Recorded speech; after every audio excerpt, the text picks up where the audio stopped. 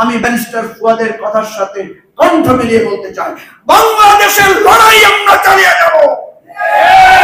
প্রয়োজনে আমরাও আবু সাইদ হব, আমরাও মুক্ত হব, আমরাও নাজমুল কাজীর মতো জীবন দেব।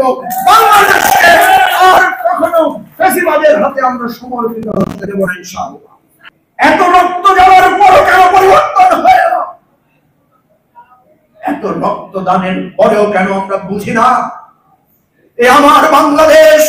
ওই ছোট্ট নুজাইরা যে এখনো জানে না তার বাবার কবরটা কোথায় আছে, এখনো তার সেই বোঝ আসে না।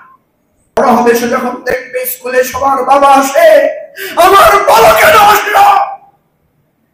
সে যখন স্মৃতিতে শুনবে এক ফ্যাসিবাদকে হটানোর জন্য, এক স্বৈর শাসককে হটানোর জন্য তার বাবাকে অসহায় ভাবে জীবন দিতে হয়েছে, রক্ত দিতে হয়েছে,